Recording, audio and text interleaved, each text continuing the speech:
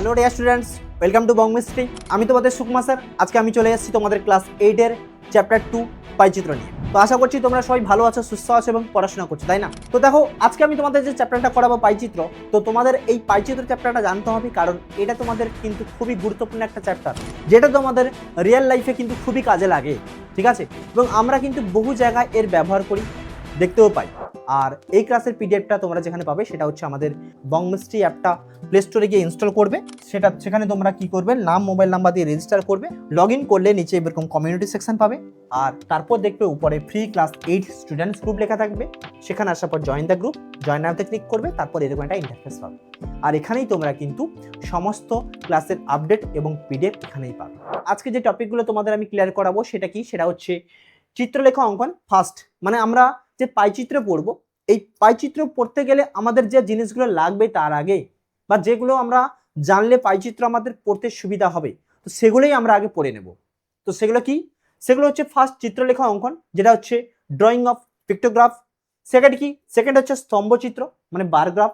Third হচ্ছে tally mark দ্বারা প্রকাশ, মানে এগুলো আমরা কিভাবে ট্যালিমার্ক দ্বারা প্রকাশ করব। থার্ড হচ্ছে পাইচিত্র, যেটা আমাদের মেইন টপিক এই চ্যাপ্টারের, ঠিক আছে? আর থার্ড হচ্ছে কিছু কোশ্চেন্স তোমাদের কোষে দেখি 2 থেকে। তো প্রথম যেটা আমাদের প্রশ্ন আসবে মাথায়, যে স্যার আমরা পাইচিত্র কেন পড়ব, পাই জিনিসটা কি, পাইচিত্র জিনিসটা কি? তো দেখো, আমরা যখন টিভিতে খেলা দেখি তখন দেখবে অনেক সময় উপরে খেলাতে দেখায় গোল একটা সার্কেল দেখিয়ে দেয়, দিয়ে সেখানে বলে দেয় যে সাপোজ বিরাট কোহলি ব্যাট করতে এসছে, তাহলে ও ব্যাট করে সেঞ্চুরি করে দিয়েছে, মানে 100 রান করে দিয়েছে। তো 100 রানের মধ্যে দেখিয়ে দেবে, একটা সার্কেল দিয়ে দেখিয়ে দেবে যে 20% রান আমার অমুক জায়গা থেকে এসছে, অফ সাইড থেকে এসছে, আমার 30% রান আমার লং সাইড থেকে এসছে, মানে লং অফ থেকে এসছে। তো এরকম আমার দেখিয়ে দেবে। তো সেইভাবে আমাদের এই যে সার্কেল করে দেখালো, মানে আমাদের সার্কেলটা ঠিক এইভাবে দেখিয়ে দেয়। দেখবে এইভাবে একটা সার্কেল দেখিয়ে দিল, দিয়ে এই সার্কেলের মধ্যে বলে দিল যে আমার এই জায়গাটায় একটা 20% বলে দিল, এখান থেকে একটা রান এসছে, কি এই জায়গাটা একটা 30% বলে দিল, এখান থেকে বাকি রান এসছে। তো এইভাবে তোমার পার্সেন্টেজ দেওয়া থাকে। তো এই যে ছবির আকারে যেটা দেখালো, এটাকেই কিন্তু আমাদের বলছে পাইচিত্র, ঠিক আছে? তো এটা যদি তোমরা পড়ে নাও, তোমরা যদি বুঝে নাও, তাহলে তোমরা বুঝতে পারবে যে হ্যাঁ, এটা কেন ব্যবহার করা হচ্ছে বা এটা আমরা কেন পড়ছি। ক্লিয়ার? তো দেখো, এই যে পাইচিত্র, পাইচিত্রটা অ্যাকচুয়ালি আমাদের জানতে গেলে আরো কিছু জিনিস জানতে হবে। এটা কিন্তু অ্যাকচুয়ালি আমাদের যেটা স্ট্যাটিস্টিক্সের কিছু পার্ট, এটা ঠিক আছে? স্ট্যাটিস্টিক্স মানে হচ্ছে রাশি বিজ্ঞান, যেটা আমরা উঁচু ক্লাসে গেলে ক্লাস 9 ক্লাস 10 এগুলোতে গেলে আমরা কিন্তু রাশি বিজ্ঞানের আরো কিছু ডিটেলস আমরা পড়বো, আরো কিছু জিনিস পড়বো আমরা, ঠিক আছে? তো এটাই হচ্ছে তোমাদের স্টার্টিং, যেটা আমাদের রাশিবিজ্ঞানের কিছু পার্ট, ডেটা ইন্টারপ্রিটেশন বলে। তো এগুলো আমাদের কিছু পার্ট, যেগুলো আমরা ক্লাস 8 থেকে শুরু করছি শেখা, ঠিক আছে? আবার 9-10 গেলে তো সেখানে তো আরো কিছু শিখবো। তো এবার তোমাদের মনে প্রশ্ন আসতে পারে, স্যার আমরা এগুলো কেন শিখবো, কেন জানবো, তাই না? তো এগুলো আমরা এই জন্যই শিখছি, এই জন্যই জানছি, কারণ এগুলো হচ্ছে যখন আমাদের কাছে অনেক বেশি ডেটা দিয়ে দেবে, অনেক বেশি তথ্য দিয়ে দেবে, সেই তথ্যগুলো নিয়ে আমরা কিভাবে ক্যালকুলেশন করব, কিভাবে আমরা বিচার করব, তাই না? এবার বেশি তথ্য মানে, বেশি ডেটা মানে আমরা কিভাবে এগুলো বিচার করব। তো সেগুলো ধরো, সাপোজ তুমি স্কুলে গেছো, তোমাদের স্কুলে আমি ধরে নিচ্ছি তোমাদের স্কুলে টোটাল স্কুলে 1000 জন মেম্বার আছে, মানে 1000 জন স্টুডেন্ট আছে। এবার স্যার তোমাদেরকে বললো যে প্রত্যেকটা স্টুডেন্টের ওয়েট কত আমাদেরকে বলো। তো সবাই সারিবদ্ধভাবে গেলে স্যারকে বললে, স্যার আমার ওয়েট হচ্ছে 30 কিলো। কেউ এসে বললো, স্যার আমার ওয়েট 40 কিলো। কেউ এসে বললো, স্যার আমার ওয়েট 50 কিলো। তো এরকম বলে প্রত্যেকজন আপডেট দিল, কারো ওয়েট 55, কারো ওয়েট 60 হতে পারে। আবার অনেকের ওয়েট হতে পারে মিলে গেছে, মানে 50 ওয়েট সবার হয়তো 10-12 জনের 50 ওয়েট এরকম হতে পারে। তো এরকম কিন্তু অনেকের ওয়েট মিলেও যাবে, মানে ওজনটা মিলে যাবে। এবার যদি বলা হয় যে এই 1000 জনের ওয়েট তুমি ক্যালকুলেশন করে বলো টোটাল ওয়েটটা কত, তখন তুমি কিভাবে ক্যালকুলেশন করবে? তুমি একটা করে যোগ করবে, যে হ্যাঁ একজনের 30 তাহলে 30, তারপর একজনের ধরো 40 তাহলে প্লাস 40, তারপর একজনের ধরো 45 প্লাস 45। তুমি এইভাবে কি একটা করে অ্যাড করে যাবে? তাহলে তো 1000 জনের অ্যাড করতে গেলে তো অনেক সময় লেগে যাবে, তাই না? তো যখন আমাদের এইরকম বড় বড় ডেটা থাকবে, বড় বড় মান থাকবে এবং অনেক বেশি জনের মান থাকবে, তখন আমরা এই সব মান আমরা কিভাবে ক্যালকুলেশন করব, বা কিভাবে আমরা এগুলো ক্যালকুলেট করব, বুঝবো কিভাবে, করব কিভাবে? তো তার জন্যই কিন্তু আমরা এই জিনিসগুলো শিখবো, এই রাশিবিজ্ঞান শিখবো, এই পাইচিত্র শিখবো, যাতে আমরা বড় বড় মান, বড় বড় ডেটা আমরা এইভাবে খুব সহজেই আমরা ক্যালকুলেশন করে দিতে পারবো। তাই না? তো সেই রকমই আমরা যেটা ধরো তোমাদেরকে বলেছিলাম যে আমার এই জায়গা থেকে 20% রান এসছে, যদি আমি বলি যে সেঞ্চুরি করেছে মানে 100 রান করেছে, তাহলে 100-র মধ্যে 20% আমি অনায়াসে বলে দিতে পারবো যে এই জায়গা থেকে কত রান এসছে, তাই না? কারণ 20% মানে কি বোঝায়? 20% মানে হচ্ছে 20/100, তাই না? এগুলো আমরা আগেও শিখে এসেছি, 20/100। এবার যদি বলি 100-র মধ্যে কত, তাহলে ইন্টু 100, তাহলে 100 কেটে গেলে কত? 20।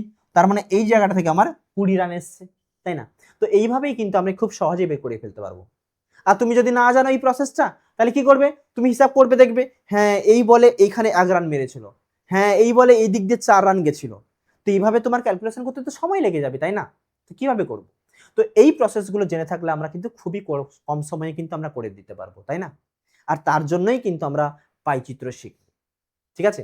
আর এই পাইচিত্র শিখতে গেলে আমাদের যে জিনিসগুলো লাগবে সেটাই হচ্ছে আমাদের চিত্রলেখা অঙ্কন, যেটা আমাদের first part, drawing of pictogram, ঠিক আছে? মানে আমরা এটাতে আসার আগে যে জিনিসগুলো স্টেপ বাই স্টেপ পেরিয়ে আমরা এটাতে যাব, সেগুলো আমরা আগে দেখে নেব। এবার চিত্রলেখো। চিত্রলেখোটা কি? চিত্রলেখো মানে কি? আমাদের কাছে কিছু ছবি দেওয়া থাকবে, ঠিক আছে? সেই ছবি অনুযায়ী আমাদের মান দেওয়া থাকবে। সাপোজ তোমাদেরকে একটা ছবি দিয়ে দিল, দিয়ে মানে ধরো সাপোজ একটা পুতুলের ছবি দিয়ে দিয়েছে এরকম, ঠিক আছে? এই পুতুলের ছবি দিয়ে দিয়েছে, দিয়ে বলো এই পুতুলের মানে হচ্ছে আমার 10টা পুতুল তৈরি করেছে, একটা পুতুল মানে 10টি পুতুল।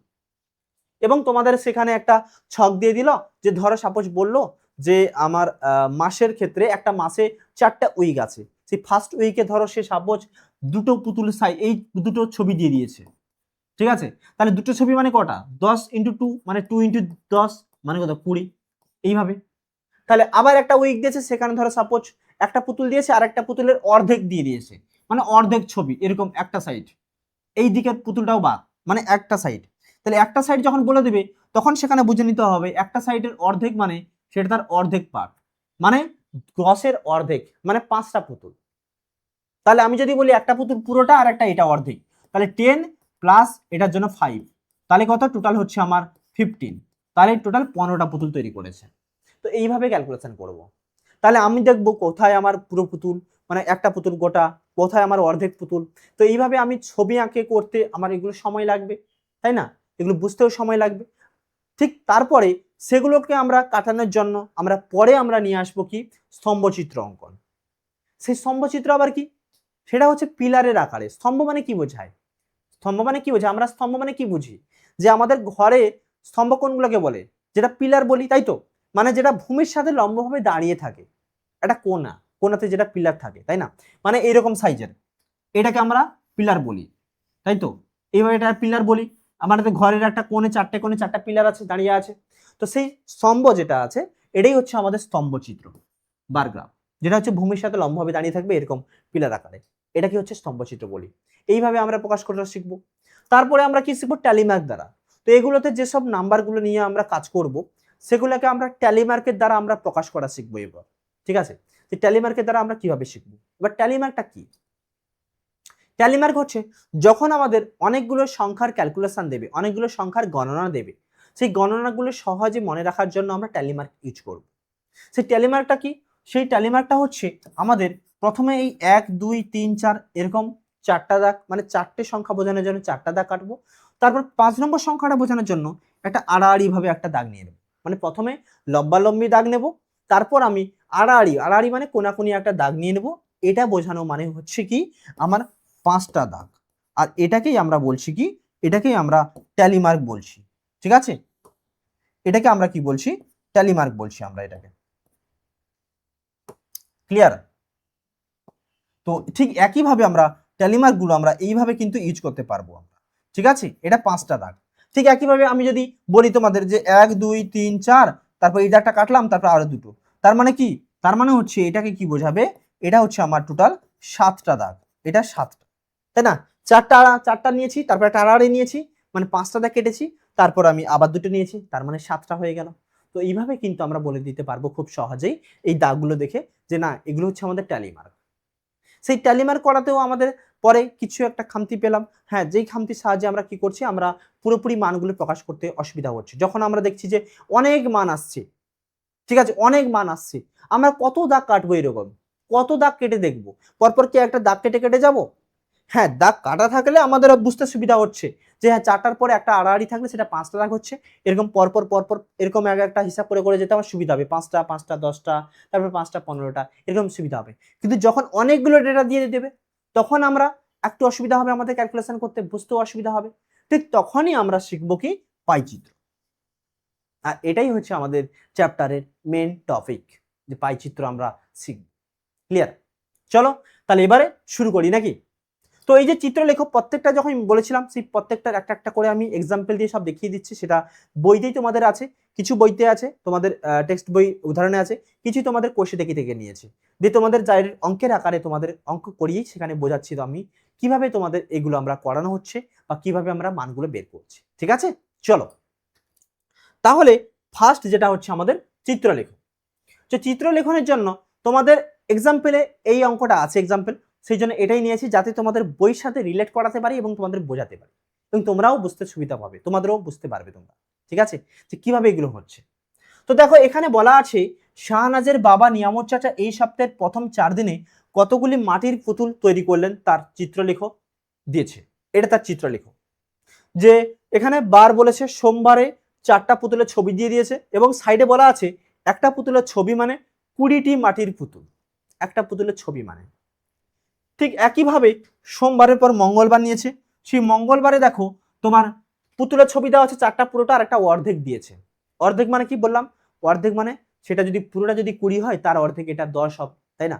তাহলে আমি এখানে ক্যালকুলেশন করে বলে দিতে পারবো যে এই জায়গাটায় টোটাল পুতুল কটা থাকবে, 1 2 3 4 মানে 4 × 20 মানে এটা হচ্ছে 80টি।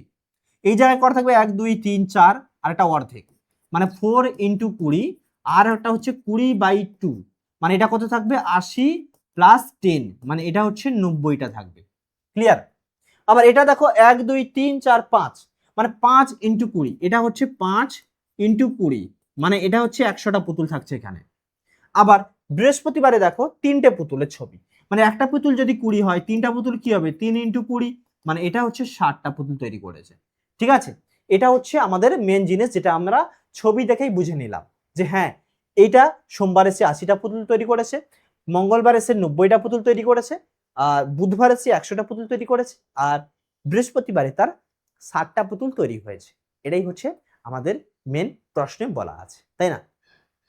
এবার দেখো বলেছে চিত্রলেখ থেকে নিচের প্রশ্নের উত্তর খুঁজি। তার নিচের প্রশ্নের উত্তর এখানে বলা আছে নিয়ামত চাচা কবে সবচেয়ে বেশি মাটির পুতুল তৈরি করেছেন, কবে সবচেয়ে বেশি। তাহলে আমি যদি এটা দেখি, দেখো ছবিতে দেখো কবে সব থেকে বেশি হবে, একের দাগ সব থেকে বেশি দেখো 100টা, এটা কবে, সেটা হচ্ছে আমার বুধবারে।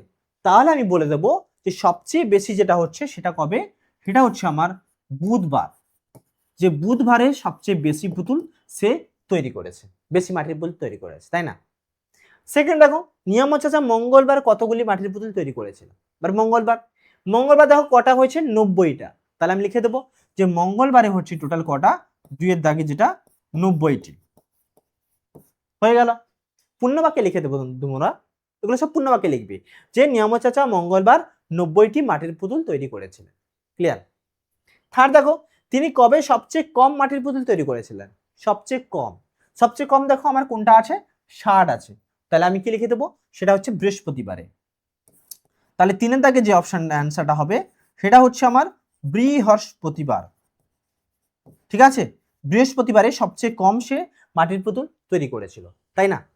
আর লাস্ট যেটা আছে তিনি সোমবার কতগুলি মাটির পুতুল তৈরি করেছিলেন, সোমবার কতগুলো, সোমবার দেখো খেয়াল করে সোমবার হচ্ছে 80টা, তাহলে আমি কি বলে দেবো যে সোমবারের ক্ষেত্রে মানে 4 নম্বরের অ্যান্সারটা কি হবে, সেটা হচ্ছে 80টি মাটির পুতুল তৈরি করেছিল। ব্যাস হয়ে গেল। ঠিক এভাবেই কিন্তু আমাদের পিক্টোগ্রাফ মানে যেটা চিত্রলেখা অঙ্কন, এই চিত্রলেখা অঙ্কনের সাহায্যে কিন্তু আমরা অঙ্কগুলো করতে পারবো এবং অনায়াসে বলে দিতে পারবো যে কবে কটা পুতুল সে তৈরি করেছিল, তাই না? ক্লিয়ার? চলো নেক্সট দেখে নিই আমরা কি আছে। নেক্সট স্তম্ভচিত্র, যেটা তোমাদের বলা হয়েছিল, এই স্তম্ভচিত্র দিয়ে তোমাদের কোষে দেখি থেকে একটা এক্সাম্পল নিয়েছি যেটা তোমাদের বুঝতে সুবিধা হয় যে আমরা স্তম্ভচিত্র দিয়ে আমরা কিভাবে অঙ্কগুলো করব এবং এখানেই আমরা ট্যালিমার্কটা তোমাদেরকে বুঝিয়ে দেবো, এখানেই আমরা ট্যালিমার্কটা কিভাবে আমরা ইউজ করছি। ঠিক আছে, চলো তাহলে এখানে বলা আছে গত বছর এপ্রিল মাসে রোহিতের স্কুলে 23 দিনের পঠন পাঠন হয়েছিল।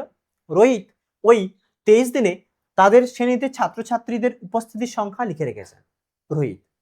হ্যাঁ, এটা হতে পারে রোহিত হচ্ছে ওই ক্লাসের মনিটর, ঠিক আছে, ওই ক্লাসের মনিটর। দেখো তোমাদের আমরাও যখন পড়তাম তখন আমরা দেখে এসেছি, আমরা যখন পড়তাম তখন আমাদেরকে স্যারেরা এসে বলে দিয়ে যেতেন প্রত্যেক দিন মানে প্রত্যেক সপ্তাহে একজন করে মনিটর চেঞ্জ হতো। আজকে হয়তো আমাকে দিয়েছে, পরের সপ্তাহে আরেকজন বন্ধুকে দেবে যে আজকে সে মনিটর।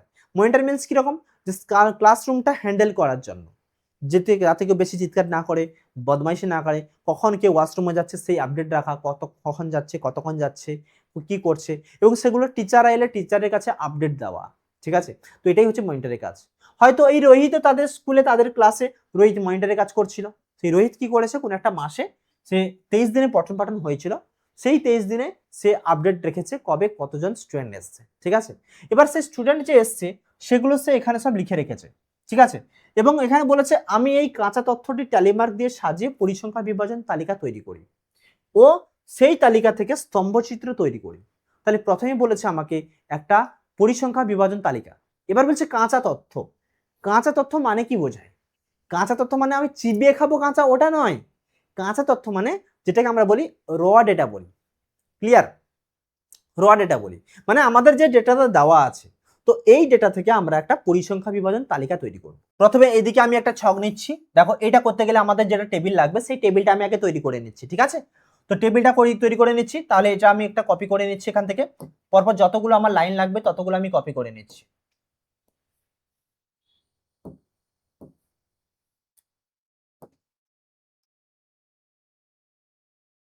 একটা, দুটো, তিনটে, চারটা, পাঁচটা, আর কি লাগবে দেখো ছটা নিচ্ছি, তারপরে দেখছি আমি কজন আসছে কি ব্যাপার সেটা আমি দেখছি, ঠিক আছে। তাহলে দেখো, তাহলে আমি এদিক দিয়েও আমি একটা লাইন টেনে নিই, এদিক দিয়ে একটা লাইন টেনে নিচ্ছি, এটা লাইন টানছি, আর এইখানে একটা লাইন টানছি, এটা একটা লাইন টানলাম, আর এদিকে আমরা একটা লাইন টানবো, আর এটা একটা লাইন টানছি, হলো। এবার দেখি আমি কটা দিন কজন আসছে সেটা একটু দেখে নিই আমরা। তো প্রথমে দেখো সব থেকে লোয়েস্ট দেখো আমাদের কজন আছে, 5 জন আছে। তো সেই 5 জনটা আমরা দেখে নিচ্ছি, 5 জন ছাত্রছাত্রী সেটা কজন হয়, কদিন এসছে। তাহলে প্রথমে আমি এখানে লিখছি ছাত্রছাত্রীর সংখ্যা,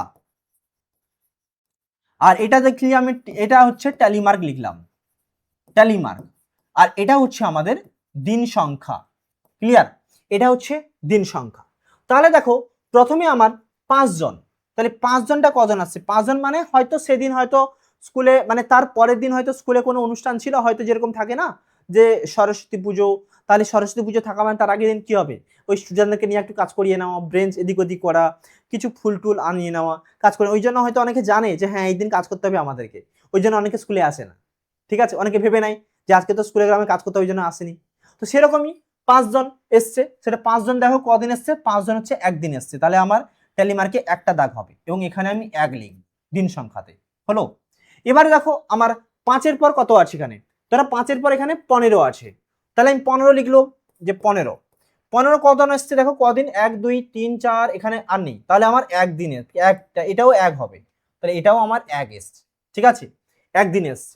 তারপর দেখো 15 পরে এখানে আবার কি আছে দেখো, 15 পরে এখানে 43 47, আচ্ছা 43-এর পরে আর কিছু আছে, 38 আছে, আচ্ছা এর নিচে 38, আচ্ছা 38 আছে, তাহলে 38 লিখছি। 48-এ আমার দেখো 1 আছে, তাহলে এখানেও ট্যালিমার্কে আমার 1 হবে। এরপর 42 আছে, তাহলে 42 সেটাও দেখো আমার একটাই আছে, পড়ে আছে, তাহলে এখানেও আমার 1, এখানেও আমার 1 হলো।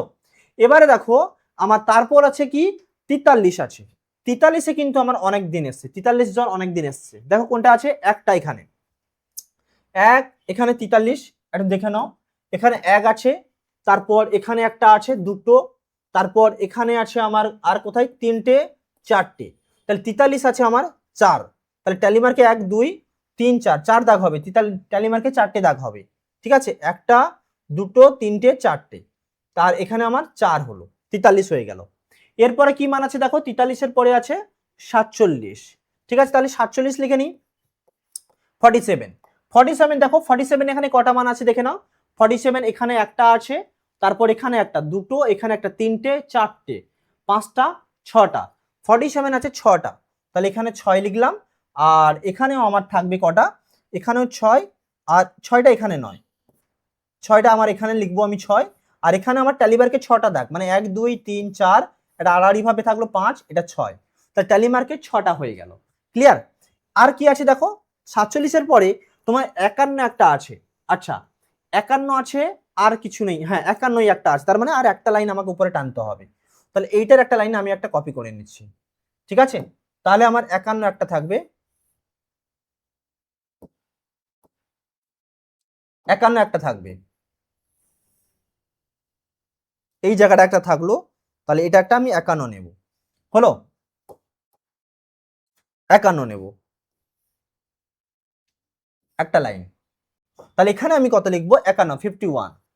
তাহলে 51টা দেখো, 51-এ আমার কত হচ্ছে, এখানে এখানে হচ্ছে আমার 1 2 3 4 5, তারপর কত হচ্ছে 6 7 8, 51-তে আমার আছে 8 জন, মানে 8 দিন এসছে, 8 দিন 51, তাহলে 1 2 3 4 5 6 7 8, তাহলে 51-তে আমার 8 হয়ে গেল, ঠিক আছে? তাহলে আমার 8 দিন আমি পেয়ে গেলাম। এবার কি করব, এবারে দেখে নিচ্ছি আমি টোটাল আমাদের দিন সংখ্যাটা মিলে গেছে কিনা। যদি দিন সংখ্যা মিলে যায় তাহলে আমার প্রসেসটা ঠিক আছে, আর দিন সংখ্যা না মিললে তখন আমরা বুঝে নিতে হবে না আমাদের হয়তো কোথাও মান নেওয়াতে কিছু গন্ডগোল আছে, ঠিক আছে? তো এবার আমরা দেখে নেব টোটাল দিন সংখ্যা মিলিয়ে যে হ্যাঁ আমাদের 23 দিন যখন বলেছিল সেটা মিলেছে কিনা। দেখে নাও, এটা হচ্ছে 1 2 3 4 4 4 8 8 6 14 14 8 22, তার মানে মেলেনি। তাহলে আমাকে উপরেও একবার চেক করে দেখে নিতে হবে আমার যেটা মানগুলো দেওয়া আছে সেখানে আমার টোটাল মানটা আমার 23 আছে কিনা, 23 আছে না 22 আছে। দেখো 1 2 3 4 5 6 7 8 9 10 11 12 13 14 15 16 17 18 19 20 21 22, তার মানে অ্যাকচুয়ালি আমাদের 22টা ডেটা আছে, মানে আমার ছবি ঠিক আছে। তার মানে প্রশ্নে হয়তো প্রিন্টিং মিস্টেক আছে, এটা থাকতেই পারে প্রশ্নে, এটা 23 হবে না, এটা এটা হবে 22 হবে। ক্লিয়ার? মানে 22 দিনের ডেটা তোমাকে দেওয়া আছে, 23 দিনের নয়, 22 দিনের ডেটা দেওয়া আছে, হলো? তাহলে এইটা যে ছকটা, এই ছকটা আমার কি ছক, এটা হচ্ছে পরিসংখ্যা বিভাজন ছক। মানে এটা এটা লেখার আগে আমি লিখে দেবো যে প্রদত্ত তথ্যের পরিসংখ্যা বিভাজন তালিকাটি হলো, ঠিক আছে? এটা আমরা কি লিখবো, এটা লিখবো প্রদত্ত তথ্যের পরিসংখ্যা বিভাজন তালিকাটি হলো, এটাই আমরা লিখবো। মানে এটা যদি আমি একটু নিচের দিকে নামিয়ে দিই, একটু নিচের দিকে, তাহলে আমি উপরে কি লিখবো, যে প্রদত্ত তথ্যের পরিসংখ্যা বিভাজন তালিকাটি হলো, প্রদত্ত তথ্যের পরিসংখ্যা বিভাজন তালিকাটি হলো। তাহলে এটাই আমরা লিখবো এখানে, প্রদত্ত তথ্যের পরিসংখ্যা বিভাজন তালিকাটি হলো। তাহলে এটাই হচ্ছে পরিসংখ্যা বিভাজন তালিকা, ঠিক আছে? এবার এই ছকটা থেকে আমরা কি করব, স্তম্ভচিত্র তৈরি করব। তো স্তম্ভচিত্র কিভাবে তৈরি করবো এবার সেটাই আমরা এখানে দেখে নেব। ক্লিয়ার? তাহলে দেখো স্তম্ভচিত্র যখন তৈরি করব সেখানেও আমরা কিন্তু এখানে নিচে একটা লাইন নিয়ে নেব, আর উপরেও আমরা এরকম একটা লাইন ড্র করব উপরে, ঠিক আছে? নিচে আমরা লাইন নিলাম, আর উপরে আমরা এইভাবে লাইন নেব, হলো? আর উপরে এই যে তীর চিহ্নটা, এখানে আমরা একটা অ্যাক্সিস দিলাম, এটাকে একটা অ্যাক্সিস দিলাম, মানে একটা অনুভূমিক বরাবর একটা লাইন নেব আর উলম্ব বরাবর একটা লাইন নেব। এগুলো আমরা পরে জানবো, এগুলোকে আমরা অ্যাক্সিস বলি। একটাকে আমরা নিচেরটাকে যেটা আছে সেটাকে আমরা এক্স অ্যাক্সিস ধরবো, আর উপরের দিকে যেটা থাকে সেটাকে আমরা ওয়াই অ্যাক্সিস ধরি, ঠিক আছে? যেটা উলম্ব বরাবর যেটা থাকে, আর যে পয়েন্টে এটা মিট করে এটা আমরা মূল বিন্দু বা 0 0 ধরি। আমরা পরে শিখবো এগুলো আমরা, ঠিক আছে? তো এবারে কি করব, আমরা এক্স অ্যাক্সিস বরাবর মানে অনুভূমিক বরাবর যেটা নেব সেটা হচ্ছে আমাদের কি, ছাত্রছাত্রীর সংখ্যা। তাহলে এটা আমরা কি লিখছি, এটা হচ্ছে আমাদের ছাত্র ছাত্রীর সংখ্যা। ক্লিয়ার? আর উলম্ব বরাবর যেটা যাবে সেটা হচ্ছে দিন সংখ্যা। তাহলে এই দিকে যেটা থাকবে সেটা কি, সেটা হচ্ছে আমার দিন সংখ্যা, ঠিক আছে? তাহলে এদিকে আমি কি লিখবো, দিন সংখ্যা লিখবো, হলো? এটা হচ্ছে দিন সংখ্যা। এবারে দেখো দিন সংখ্যাতে আমার 8 ঘর অবধি আছে, তার মানে আমি এখানে উপরে আমি 1 2 3 4 করে 8 ঘর অবধি টেনে নিচ্ছি। এটা এক ধরো যেটা দাগ নেবো সেটা সমান দাগ নেব, 1 2 3 4 5 6 7 8, এটা হচ্ছে 8 ঘর হয়ে গেল আমার দাগ টানা, ঠিক আছে? এবার নিচে দেখো 5 15 38 42 এই মানগুলো আমি নিচে লিখে রাখছি। ধরো আমার এইখান থেকে এইটুকু হচ্ছে 5, তারপর কত আছে 15, তারপর এইখান থেকে আচ্ছা এইটা আরেকটু আমি এদিকে করে নিচ্ছি যাতে আমার সুবিধা হয়। তাহলে আমার এইটা হচ্ছে 5, আর এইটুকু তার পরেরটা হচ্ছে আমার 15, তারপরে কত আছে আমার 38, তার মানে এইটুকু ধরো আমার কত, এটা হচ্ছে 38, তারপর এটা কত আছে আমার, সেটা হচ্ছে 42, তাহলে এটা হচ্ছে আমার 42, এটা হচ্ছে আমার 42, এরপর আছে 43, তারপর এটা হচ্ছে আমার 43, এরপর কত আছে 47, তার মানে এটা হচ্ছে আমার 47, আর লাস্ট কত আছে, লাস্ট হচ্ছে 51, তার মানে এটা হচ্ছে আমার 51। তো এই ঘরে এবার কি করব, যখন আমাদের 5 জন ছাত্রছাত্রী সেটা হচ্ছে দিন সংখ্যা 1, তাহলে এখানে যেটা আমার স্তম্ভচিত্র হবে সেটা আমার দিন সংখ্যা যেটা 1 এই রকম উঠবে দিন সংখ্যাতে, এরকম করে এরকম, ব্যাস এটাই হচ্ছে আমার কি স্তম্ভচিত্র হলো, এটাই হচ্ছে আমার প্রথমটার ক্ষেত্রে স্তম্ভচিত্র। আর এটা এগুলো আমি এখানে সাইডে লিখে নেবো, এটা হচ্ছে 1 2 3 4 5 6 7 8 হলো। এবারে প্রথমটা 5 হয়ে গেল, তারপর 15 দেখো এটাও একদিন এসছে, মানে একদিনে 15 জন এসছে, তাহলে এটাও আমি কি করব, এটাও আমার এইভাবে অঙ্কন করব, ঠিক আছে, তাহলে এটাও আমার একটা এইভাবে অঙ্কন করব, তাহলে এটাও আমার 15 অঙ্কন করা হয়ে গেল, ঠিক আছে, 15 হয়ে গেল। এবার কি করব, আচ্ছা এটা আর একটু উপরের দিকে উঠবে, এটা একটু নিচের দিকে নামবে, হ্যাঁ হয়ে গেল, 15 হয়ে গেল। এবার কি আছে আমার 38 যেখানে, সেখানেও আছে বলেছে আমার একদিন বলেছে, তাহলে 38 ক্ষেত্রেও আমার কত উঠবে, একদিন এখানে উঠবে এত দূর, ব্যাস এটাও আমার হয়ে গেল 38। এবার কি বলেছে দেখো, এবার 42 বলেছে এক ঘর, তাহলে এটাও আমার 42, এটাও আমি এক ঘর তুলবো, তাহলে এটুকু হয়ে গেল আমার 42, ক্লিয়ার, 42 হয়ে গেল। এবার বলেছে 43 বলেছে আমার 4 ঘর বলেছে, তাহলে 43 যেখানে সেখানে আমি 4টা ঘর তুলবো, মানে এই পজিশনে যাবে, ঠিক আছে, 43 এই ঘর উঠলো, ব্যাস 43 হয়ে গেল। এবার বলেছে দেখো আমাদের কত বলেছে 47, সেটা 6 ঘর বলেছে, তাহলে মানে 6টা দিন, তাহলে 47 আমার এখান থেকে উঠলো, 47 6 যাবে, মানে এরকম পজিশনে আসবে, ব্যাস 47 হয়ে গেল, এটা আমার হচ্ছে 47 হয়ে গেল। এরপর কত বলেছে, এরপর দেখো 51 বলেছে, সেটা বলেছে আমার 8 ঘর যাবে, মানে 8টা দিন, এইখানে আমার সেটা হচ্ছে 51, এইখানে উঠবে আমার উপরে দিয়ে আমার 8 ঘর যাবে, এইটা এটা হচ্ছে আমার 51, ব্যাস হয়ে গেল। তো এইভাবে কিন্তু আমাদের অঙ্কগুলো হবে, ক্লিয়ার, এইভাবে কিন্তু আমাদের অঙ্কগুলো হবে, হয়ে গেল।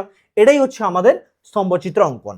তো এবার তুমি অতএব এটা লিখে দিতে পারো যে প্রদত্ত তথ্যের স্তম্ভচিত্রটি হলো, এটা উপরে লিখে দেবে, এখানে উপরে লিখে দিবে যে অতএব প্রদত্ত কি তথ্যের স্তম্ভচিত্রটি হলো, বা প্রদত্ত পরিসংখ্যা বিভাজন তালিকাটির তথ্য মানে স্তম্ভচিত্রটি হলো, ব্যাস, বা এটা লিখে দিবে যে প্রদত্ত তথ্যের স্তম্ভ চিত্রটি হলো, ব্যাস এটাই হচ্ছে আমার অঙ্ক, স্তম্ভচিত্র অঙ্ক, ব্যাস স্তম্ভচিত্র অঙ্কন হয়ে গেল। এটাই করে দিয়ে আসবে, ফুল নাম্বার পেয়ে যাবে, 4 নাম্বার থাকে তোমাদের, ঠিক আছে। তবে পরীক্ষায় স্তম্ভচিত্রটা কম দেয়, মেনলি তোমাদের পাইচিত্রটা বেশি দেয়, ঠিক আছে, পাইচিত্রই তোমাদের পরীক্ষায় মেনলি আসে, যেটা তোমাদের এই চ্যাপ্টারের গুরুত্বপূর্ণ মানে ইম্পর্ট্যান্ট একটা কনসেপ্ট, এবং এটাই তোমাদের মেন চ্যাপ্টার, ঠিক আছে। তো চলো এর পরে কি আছে আমরা দেখে নেই, ঠিক আছে, চলো। এরপর হচ্ছে পাইচিত্র, যেটা হচ্ছে আমাদের খুবই গুরুত্বপূর্ণ একটা কনসেপ্ট, গুরুত্বপূর্ণ একটা চ্যাপ্টার, কি পাইচিত্র।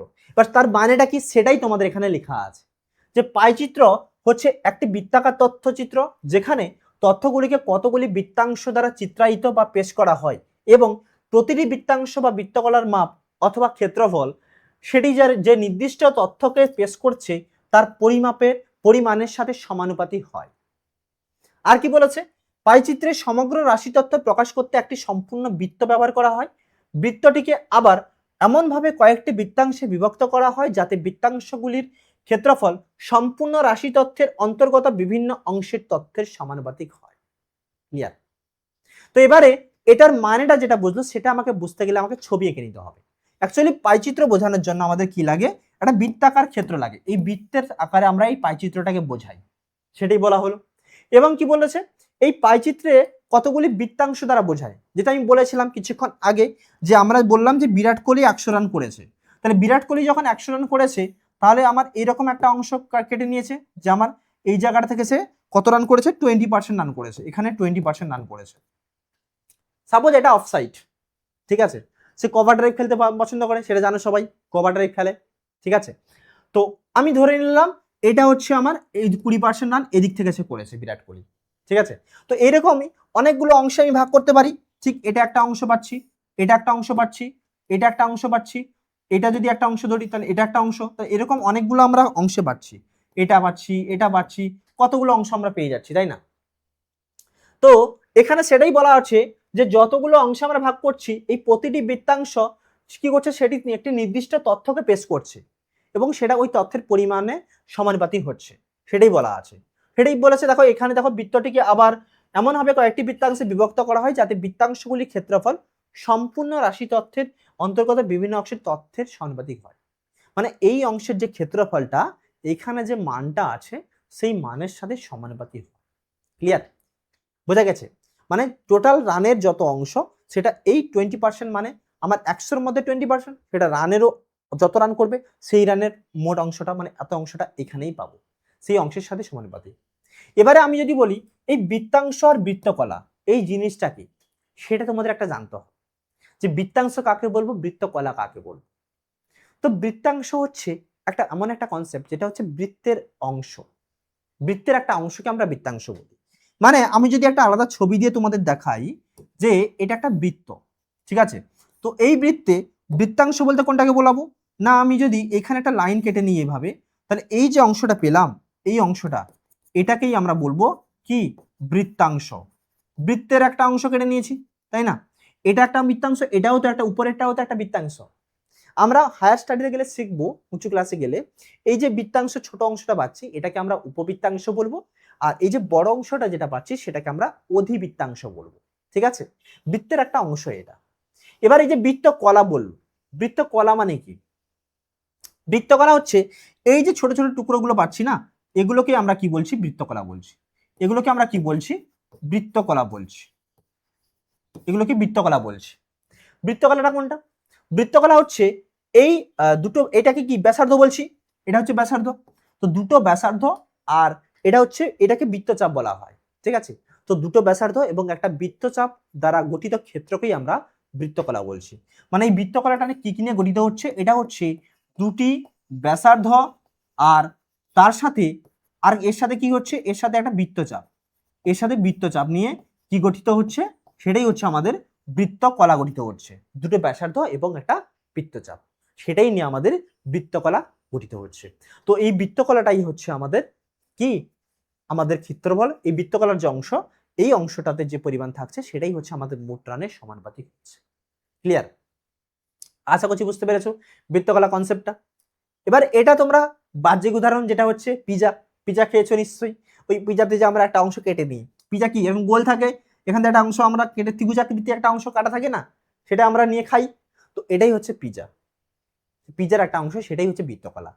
আর এটাই আমরা এই বৃত্তকলাটা যেটা দেখালাম সেটা হচ্ছে দুটো ব্যাসার্ধ এবং একটা বৃত্তচাপ নিয়ে গঠিত হয়, এটাই হচ্ছে বৃত্তকলা আমাদের। ক্লিয়ার, এবার এখানে আমাদের যেরকম আমি পার্সেন্টেজ দিয়ে বোঝালাম সেরকম পার্সেন্টেজকে আমরা ভগ্নাংশে তো আনতে পারি, যেটা এই যে ধরো বললাম 20%, 20% মানে কি, সেটা হচ্ছে 20/100 ভগ্নাংশে নিয়ে দিলাম, মানে কি 1/5 ভগ্নাংশে নিয়ে দিলাম।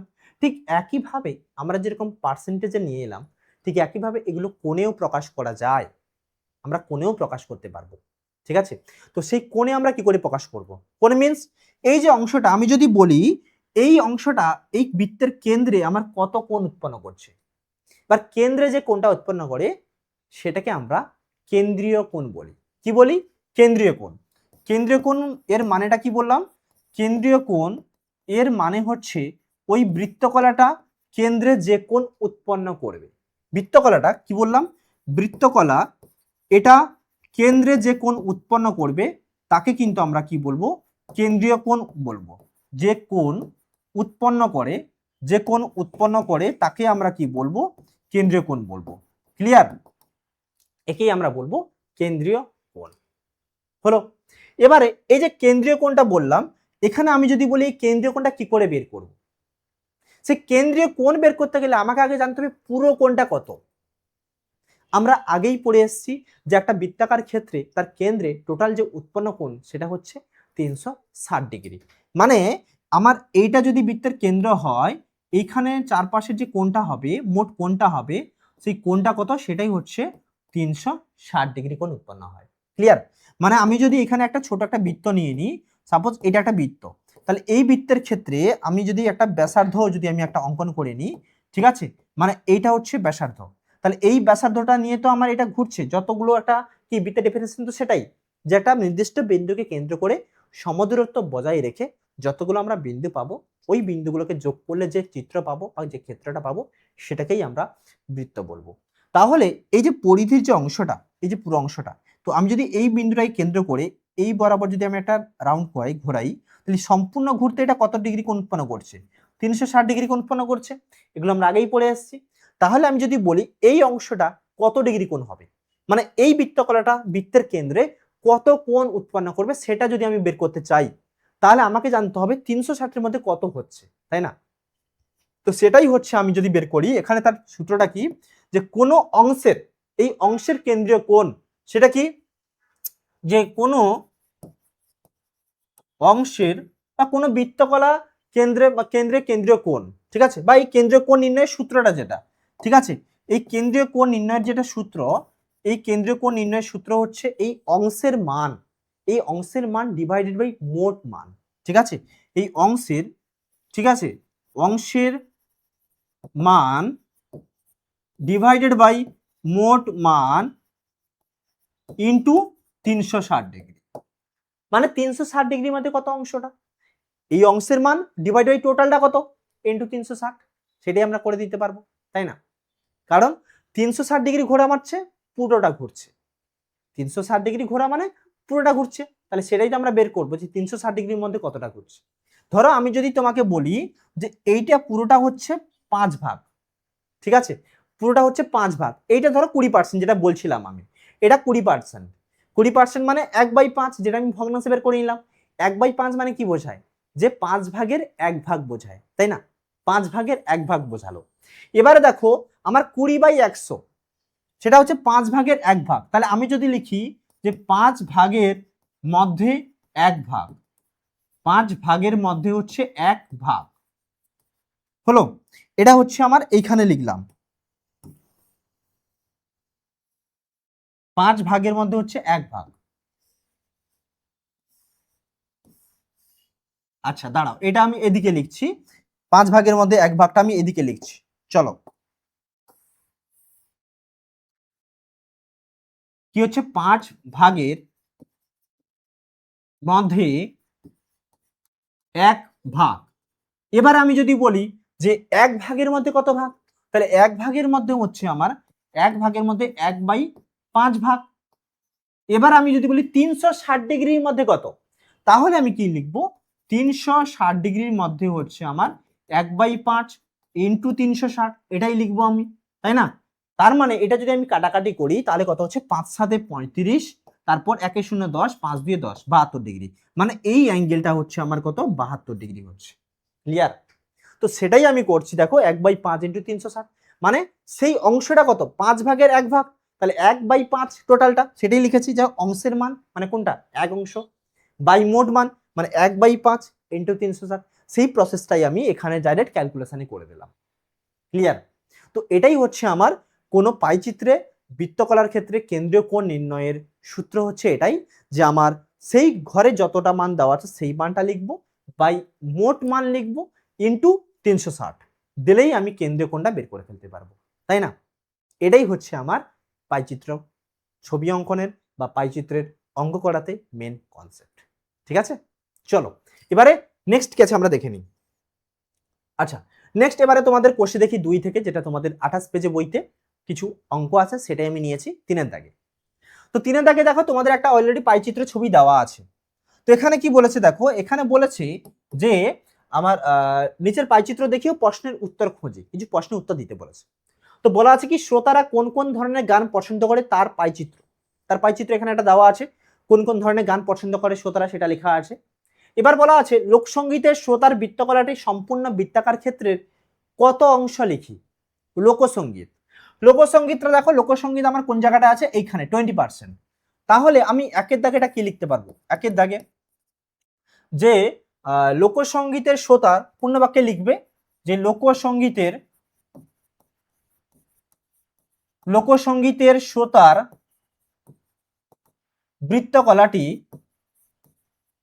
বৃত্তকলাটি সম্পূর্ণ বৃত্তাকার ক্ষেত্রের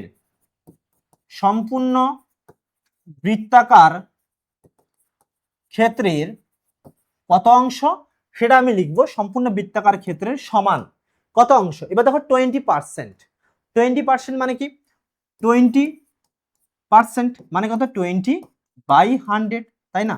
তাহলে এটা কত, 1/5 অংশ। ব্যাস, এটাই হচ্ছে আমার উত্তর। ক্লিয়ার? ঠিক একইভাবে 2 এর দাগে কি আছে, পাইচিত্র থেকে কোন ধরনের গানের শ্রোতা সবচেয়ে বেশি। কোন ধরনের গানের শ্রোতা, দেখো যেখানে আমার পার্সেন্টেজ বেশি থাকবে, এখানে 40% সব থেকে বেশি আছে, তাহলে আমি কি লিখবো, আধুনিক সঙ্গীতের শ্রোতা হচ্ছে সব থেকে বেশি। তাহলে আমি এটা শর্টে লিখে দিচ্ছি, অ্যান্সারটাই লিখে দিচ্ছি।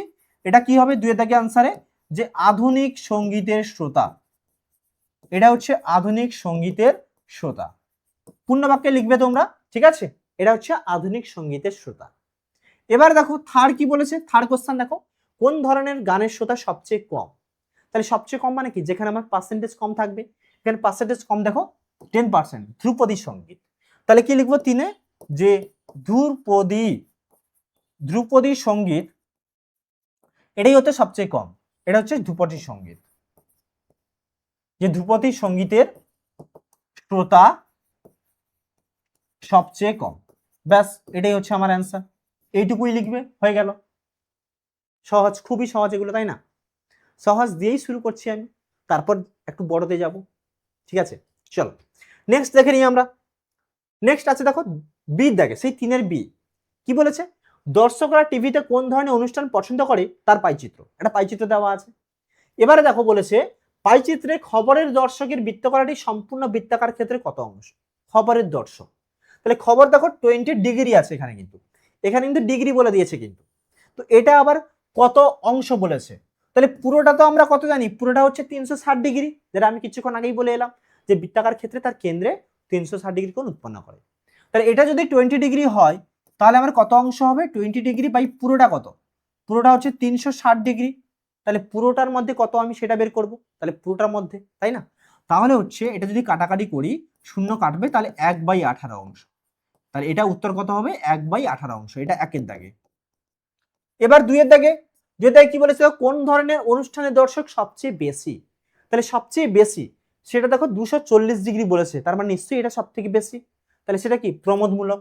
তাহলে এটা বলে দেবো যে প্রমোদমূলক অনুষ্ঠানের দর্শক সবচেয়ে বেশি।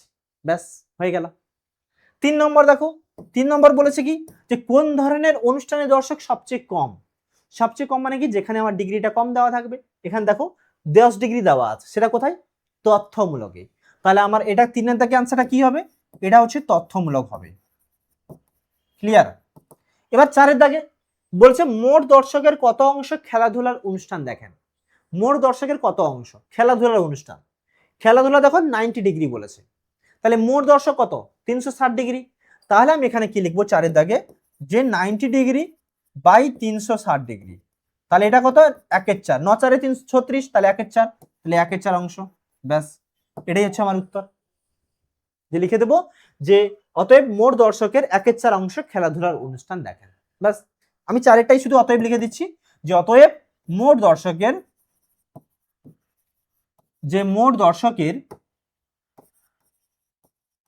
কত অংশ না, 1/4 অংশ, যে 1/4 অংশ কি, খেলাধুলার অনুষ্ঠান দেখেন। খেলাধুলার অনুষ্ঠান দেখেন। ব্যাস, এটাই হচ্ছে আমার অ্যান্সার, হয়ে গেল, তাই না?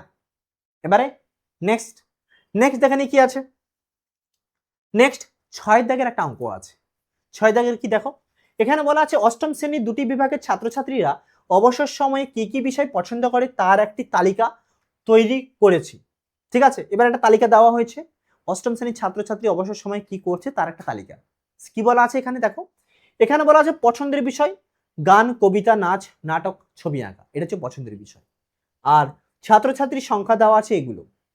এবার বলা আছে এই তথ্য থেকে মোট ছাত্রছাত্রী কত অংশ কোন কোন বিষয় পছন্দ করে হিসাব করি। ঠিক আছে, প্রতিটি বৃত্তকলার কেন্দ্রীয় কোণ খুঁজি এবং সেই অনুযায়ী পাইচিত্র তৈরি করি। এখানে কিন্তু তোমাকে একটা পাইচিত্র তৈরি করতে বলেছে। আগে পাইচিত্র দেওয়া ছিল আর এটাতে পাইচিত্র দেওয়া নেই, তোমাকে তৈরি করতে বলেছে।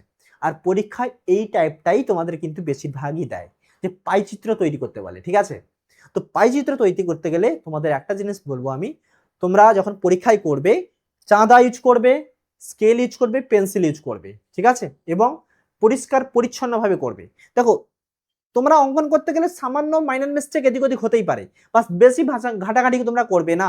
বেশি যদি ঘাটাঘাটি করতে যাও, পরীক্ষক যদি বুঝে নেয় তাহলে কিন্তু নাম্বার কেটে রেখে দেবে বেশি। আর যদি মাইনর মিস্টেক থাকে বাট ক্লিন অ্যান্ড ক্লিয়ার যদি ছবি থাকে, তাহলে কিন্তু পরীক্ষক নাম্বার কাটবে না, নাম্বার দিয়ে দেবে তোমার পরিষ্কার পরিচ্ছন্নের জন্য। এবং যেন মাইনর মিস্টেক, বেশি মিস্টেক যেন না হয়। ঠিক আছে, চলো এবার আমরা দেখে নিই এখানে পাই চিত্রটা আমরা কিভাবে অঙ্কন করব। ঠিক আছে, তো এটা আমাকে প্রথমে একটা পরিসংখ্যা বিভাজন তালিকা একটা তৈরি করে নিতে হবে। ঠিক আছে, যে প্রদত্ত তথ্যের একটা পরিসংখ্যা বিভাজন তালিকাটি হলো, লিখে দিই যে প্রদত্ত তথ্যের পরিসংখ্যা বিভাজন তালিকাটি হলো, পরিসংখ্যা বিভাজন তালিকাটি হলো। তো এখানেই আমরা দেখিয়ে দেব যে কোন অংশে বা কতজন কোন কোন বিষয় পছন্দ করে সেগুলো আমরা এখানে দেখিয়ে দেবো। তাহলে আমরা একটা ছক নেব এখানে একটা। ঠিক আছে, চলো একটা ছক নিয়ে নিই। তাহলে আমরা একটা লাইন ড্র করলাম এখানে এরকম, এবং কটা ছক হবে দেখো, প্রথমে হচ্ছে পছন্দের বিষয় এদিকে থাকবে, তারপর হচ্ছে এদিকে তোমার ছাত্রছাত্রীর সংখ্যা থাকবে। ঠিক আছে, ছাত্রছাত্রীর সংখ্যা আর একটা ভগ্নাংশ একটা বের করে নিতে হবে। ভগ্নাংশে বের করব মানে এদিকে 4টা থাকবে আর এদিকে হচ্ছে 1 2 3 4 5, 5টা দাগ থাকবে। ঠিক আছে, চলো তাহলে 5টা দাগ বের করে নিই। তাহলে এখান থেকে একটা নিলাম, এখানে একটা, এখানে একটা নিলাম, হলো। তারপর এখানে একটা আবার নিচ্ছি, তাহলে তিনটে ঘর হলো, আর 4টে হয়েছে।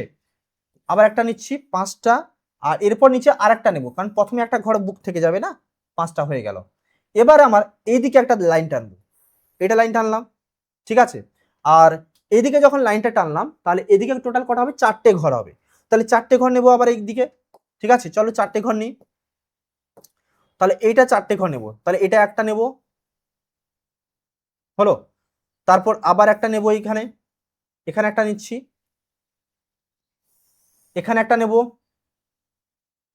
আর লাস্টে একটা থাকবে, লাস্টে একটা থাকবে, এটা একটা থাকবে। তাহলে আমার 4টা ঘর হয়ে গেল। আচ্ছা, উপরেরটাও আর একটা নিতে হবে আমাকে, উপরেরটা একটা নিতে হবে, এটা তো থাকলো, এটার আর একটা নিতে হবে আমাকে নিচে, কারণ এখানে আমাকে একটা মোড লিখতে হবে আমাকে, তাই না? সো মোড লেখার জন্য আমাকে নিচে একটা দাগ নিয়ে নিলাম, ঘর। এবার আমি প্রত্যেকটার এখানে ছকটা অঙ্কন করব, যেভাবে ছকটা আমাকে অঙ্কন করতে হবে। তাহলে প্রথমে কি আছে দেখো, পছন্দের বিষয় আছে। তাহলে এখানে কি লিখে দেবো, পছন্দের বিষয়। পছন্দের বিষয় কি থাকবে সেটা দেখো, আমার কি আছে, গান আছে, তাহলে এখানে আমি গান লিখলাম, কবিতা, এবারে কি আছে, নাচ আছে, তারপর আছে নাটক, তারপর আছে আমার ছবি আঁকা। তাহলে এখানে কি লিখবো আমি, ছবি আঁকা। তাহলে এটা হচ্ছে আমার একটা প্রথম ছক নিয়ে নিলাম। এবার হচ্ছে এই সাইডে কি, ছাত্রছাত্রীর সংখ্যা। তাহলে এটা কি লিখবো, ছাত্র ছাত্রীর সংখ্যা, এটা ছাত্রছাত্রীর সংখ্যা, হলো। এটা ছাত্রছাত্রীর সংখ্যা। এবার কি করব, এখানে হচ্ছে আমি একটা ভগ্নাংশে লিখে নেব, ভগ্নাংশ। ভগ্নাংশে একটা ছক করতে হবে আমাকে, কারণ কত ভগ্নাংশ হচ্ছে বা কত অংশ হচ্ছে সেটা বের করানোর জন্য। আর এটা হচ্ছে আমার কেন্দ্রীয় কোণ, কারণ পাইচিত্র অঙ্কন করতে গেলে আমার কেন্দ্রীয় কোণ লাগবে। কেন্দ্রীয় কোণ যদি আমরা বের করতে না পারি তাহলে কিন্তু পাইচিত্র আমরা অঙ্কন করতে পারবো না। আর সেই কেন্দ্রীয় কোণটা কিন্তু আমাকে সঠিকভাবে বের করতে হবে, তাই না? চলো, তাহলে আমার গান কত বলেছে, গানে হচ্ছে আমার 20, তারপর এটা হচ্ছে আমার 25, আর এটা হচ্ছে 27, এখানে হচ্ছে 28, তারপর এখানে হচ্ছে 20, হলো। এবারে দেখো এই যে জিনিসটা আমি লিখলাম এখানে, তো এবারে এই জায়গাটায় টোটাল আমাকে বের করে নিতে হবে যে টোটাল কত হচ্ছে আমার এখানে, তাই না? মানে মোট ছাত্রছাত্রীর সংখ্যাটা কত আমাকে সেটা বের করে নিতে হবে। তো দেখো মোট ছাত্রছাত্রীর সংখ্যা যদি আমি বের করি, 7 5 12, 12 8 হচ্ছে 20, তার মানে 0 এখানে।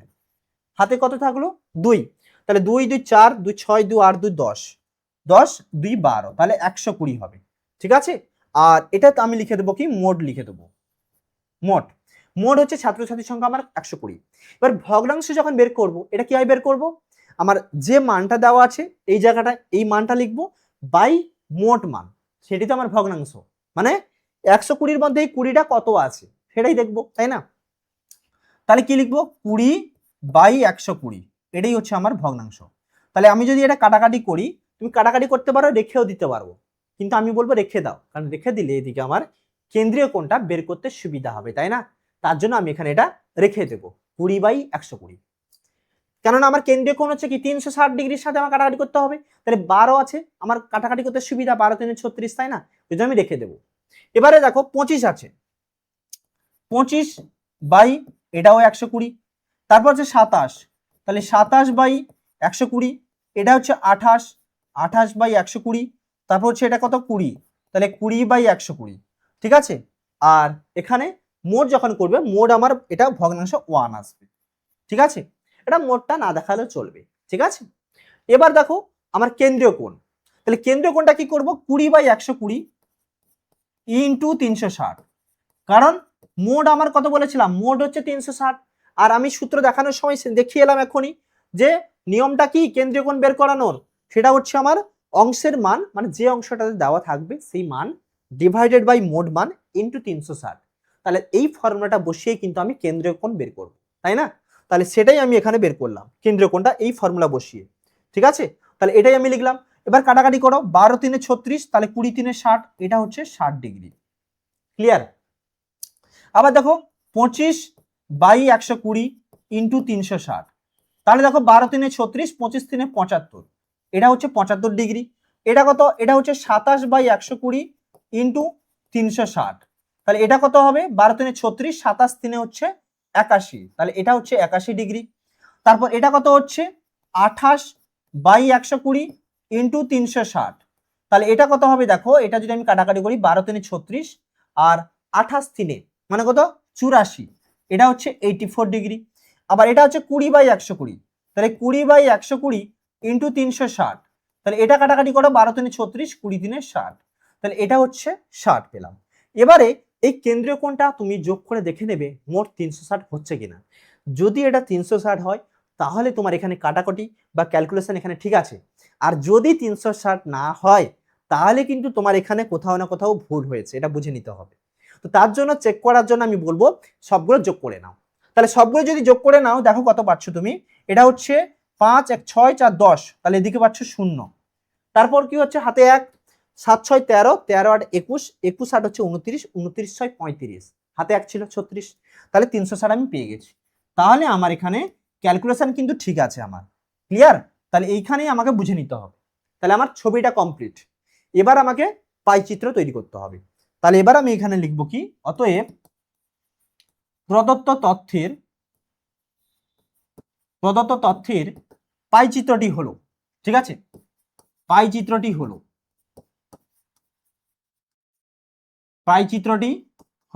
তাহলে এই তথ্যের ক্ষেত্রে যখন আমি পাইচিত্র অঙ্কন করব, তাহলে আগে আমাকে কি করতে হবে, একটা বৃত্ত নিয়ে নিতে হবে, সার্কেল নিয়ে নিতে হবে। তাহলে আগে আমি একটা বৃত্ত নিয়ে নিলাম, তাহলে এটা আমাদের একটা বৃত্ত নিলাম, হলো।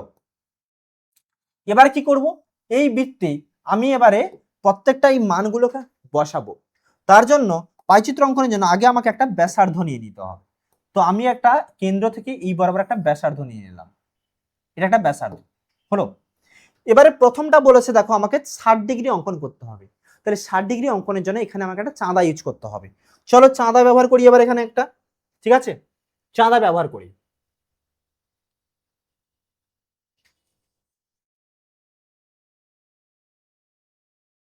চলো চাঁদা, এই যে চাঁদা চলে এসছে আমাদের এখানে, চাঁদা চলে এসছে। চলো এবারে আমি কি করব, এখানে 60 ডিগ্রি ব্যবহার করব। 60 ডিগ্রি কোণটা বসাবো, 60 ডিগ্রি কোণটা বসানোর জন্য আমি এখানে এটা বসালাম চাঁদাটা, ঠিক আছে, যে এইটাকে আমি এদিকে ঘোরাবো, মানে এটা এই বরাবর থাকলো, ঠিক আছে। দিয়ে 60 ডিগ্রি যখন নেব তাহলে আমাকে 60-এ আসতে হবে, এখানে এই জায়গাটা হচ্ছে 60, ঠিক আছে। তাহলে এই জায়গাটায় যখন 60 হচ্ছে, আচ্ছা এটা আরেকটু এদিকে আসবে, কেন্দ্র বরাবর বসে নি না, কেন্দ্র। তাহলে এটা আমি কেন্দ্র বসিয়ে নিলাম। তাহলে এবারে 60 ডিগ্রি, দেখো আমার 60 ডিগ্রি সেই জায়গাটায়, তাহলে এটা আমি একটু বাড়িয়ে দিয়ে দিলে আমার বুঝতে সুবিধা হবে। 60 ডিগ্রি, তাহলে 60 ডিগ্রি কোথায় হচ্ছে? এই জায়গাটায় হচ্ছে আমার 60 ডিগ্রি হচ্ছে, এই জায়গাটায় 60 ডিগ্রি হচ্ছে, সেই জায়গাটায় 60 ডিগ্রি হচ্ছে।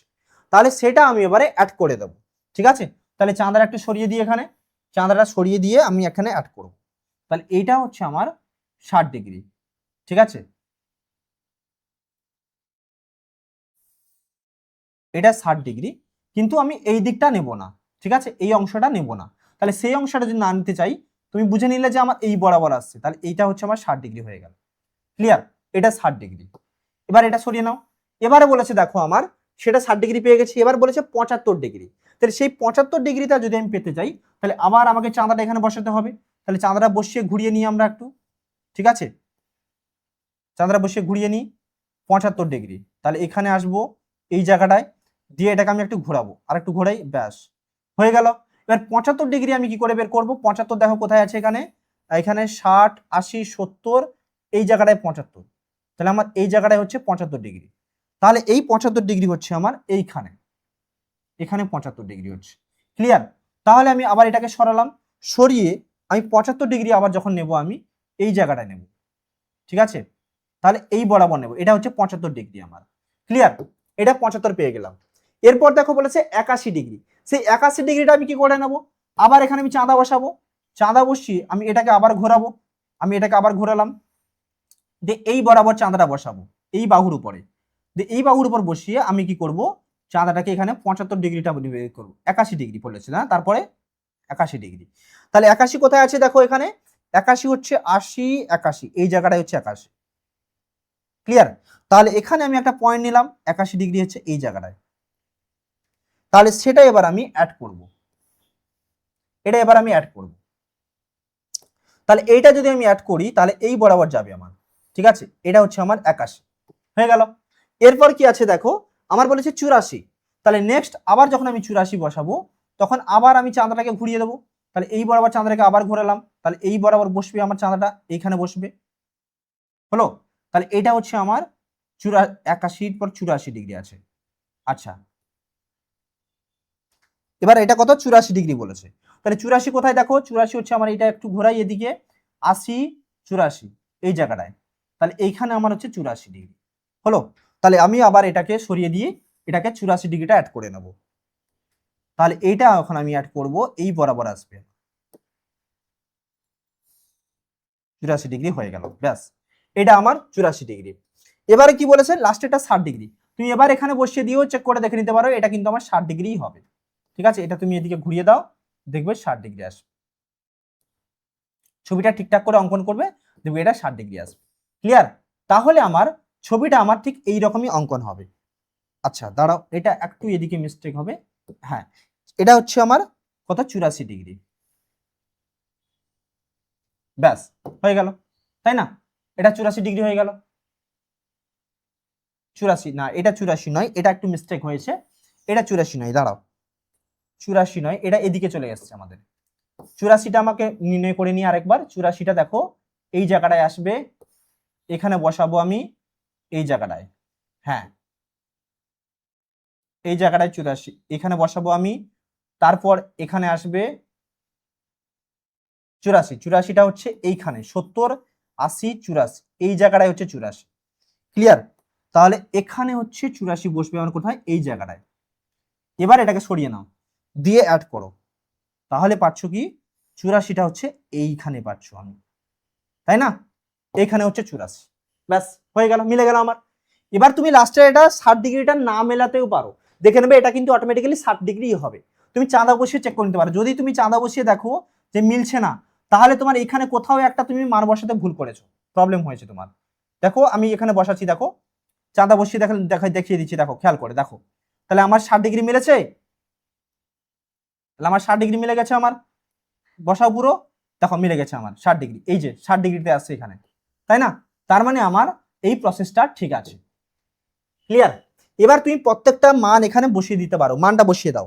তাহলে আমার এটা কত? এটা হচ্ছে প্রথমে এটা 60 ডিগ্রি পেয়েছিলাম, এটা 60, তারপর হচ্ছে আমার 75 ডিগ্রি, এটা হচ্ছে 75 ডিগ্রি, তারপর হচ্ছে আমার কত? এটা হচ্ছে আমার 81 ডিগ্রি, ঠিক আছে, এটা লিখে দাও। তারপর হচ্ছে আমার কত, এটা হচ্ছে 81 ডিগ্রি, তারপরে হচ্ছে আমার এটা 84, এটা হচ্ছে 84 ডিগ্রি, আর এটা হচ্ছে আবার 60 ডিগ্রি। হলো, এবারে প্রত্যেকটা জায়গায় যে মানগুলো আছে মানে যে নামগুলো আছে সেগুলো বসিয়ে দেব। কি আছে, প্রথমটা হচ্ছে গান, তাহলে এটা আমি কি লিখবো, এটা হচ্ছে গান। এটা হচ্ছে আমার কি, কবিতা, এটা হচ্ছে আমার কবিতা। এটা কি, এটা হচ্ছে নাচ, তাহলে এটা হচ্ছে নাচ। আর এটা হচ্ছে নাটক। আর এটা হচ্ছে আমার ছবি আঁকা, তাহলে এটা কি, এটা হচ্ছে ছবি আঁকা। ঠিক আছে, এটাই হচ্ছে আমার পাইচিত্র অঙ্কনের প্রসেস। এবারে আমি এখানে প্রত্যেকটা নামও দিয়ে দিতে পারি। ধরো তুমি যদি মনে করো নাম দেবে, তাহলে এখানে নাম দিয়ে দাও, এটা হচ্ছে ও, এটা হচ্ছে এ, বি, সি, ডি, ই।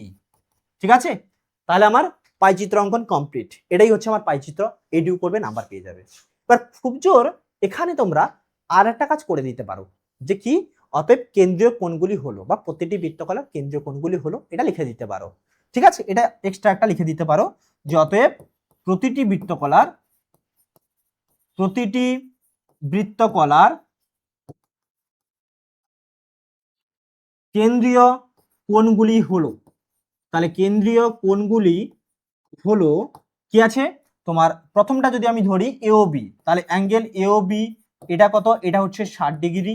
তারপর অ্যাঙ্গেল বিওসি এটা কত, এটা হচ্ছে আমার 75 ডিগ্রি। ঠিক আছে, তারপর কি আছে তোমার অ্যাঙ্গেল সিওডি, এটা হচ্ছে 81 ডিগ্রি, সিওডি হচ্ছে 81 ডিগ্রি। তারপর কি আছে ডিওই, অ্যাঙ্গেল ডিওই এটা হচ্ছে তোমার 84 ডিগ্রি। তারপর হচ্ছে তোমার অ্যাঙ্গেল ইও এ এটা হচ্ছে তোমার 60 ডিগ্রি। এটাই হচ্ছে আমার অ্যান্সার। তো বইতে বাকিগুলো আছে দেখবে, ঠিক এইভাবেই করবে, দেখবে আমাদের অঙ্ক করা সঠিক হবে। প্রসেস ফলো করবে, ঠিক এইভাবেই প্রসেস ফলো করে অঙ্কগুলো করবে, দেখবে অনায়াসে হয়ে যাবে, আটকাবে না, তোমরা পাইচিত্র অঙ্কন করতে পারবে। ঠিক আছে, চলো নেক্সট ক্যাচ দেখে নিই। আচ্ছা, নেক্সট 9 থেকে একটা আছে কি, 180 জনের একটি দলকে পছন্দের ঋতু জিজ্ঞেস করে প্রাপ্ত তথ্য দিয়ে নিচের পাইচিত্র বানানো হলো। 180 জনের দলকে, তো সেখানে বলা আছে একে দাগে একটা অ্যান্সার, একে দাগে তোমাকে অ্যান্সার দিতে বলেছে। একে দাগে কি বলেছে দেখো, বলেছে সবচেয়ে বেশি জন কোন ঋতু পছন্দ করে এবং কতজন লিখে। সবচেয়ে বেশি জন মানে যেখানে পার্সেন্টেজ বেশি, তাই এটা কত, শীতকাল। তাহলে কি লিখবো এখানে, এখানে আবার মোট বলেছে, দেখো এটা কিন্তু কাজে লাগবে আমার। মোট কত, মোট হচ্ছে 180 জন, মানে আমাকে 180 জনের মধ্যে কিন্তু বের করতে হবে। ক্লিয়ার, তাহলে এখানে আমি কি লিখবো, সবচেয়ে বেশি কোনজন, বেশি কোটা, এটা শীত ঋতু, শীতকাল। তাহলে কি লিখবো, সবচেয়ে বেশি কোন ঋতু পছন্দ করে, সবচেয়ে বেশি জন শীতকাল পছন্দ করে। তাহলে কি লিখবো, শীতকাল পছন্দ করে। ব্যাস হয়ে গেল।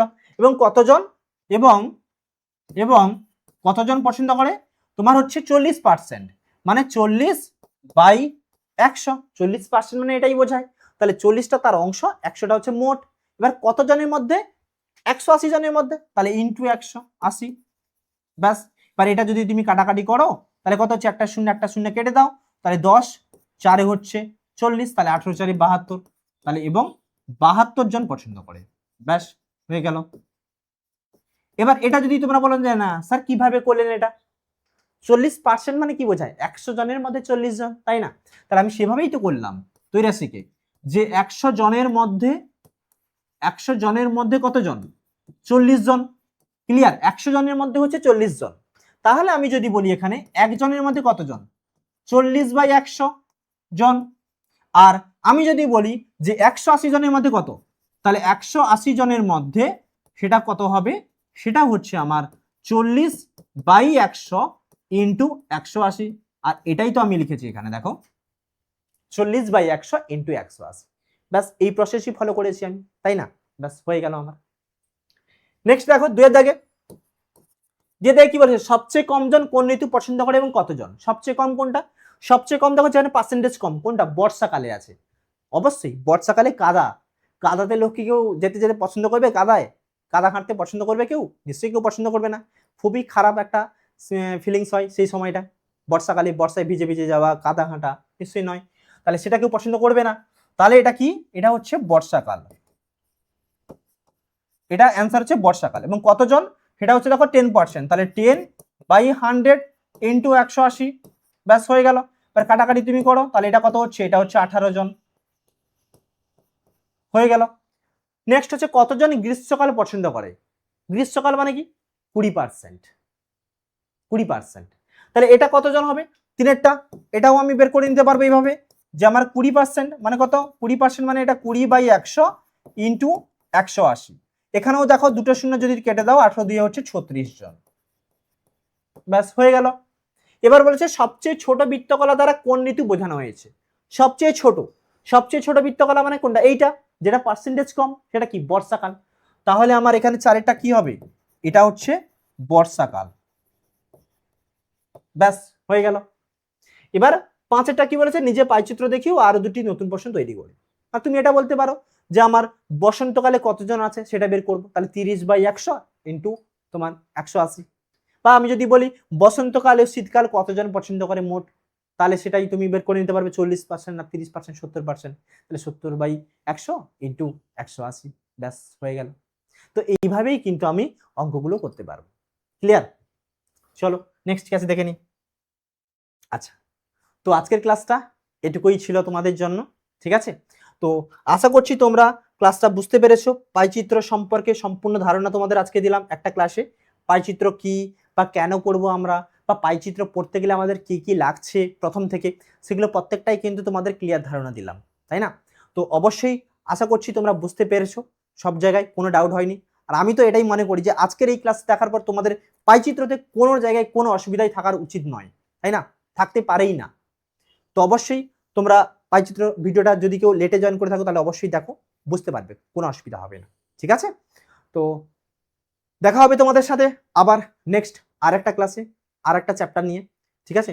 ততদিন তোমরা সবাই মন দিয়ে পড়ো, ভালো করে পড়াশোনা করো।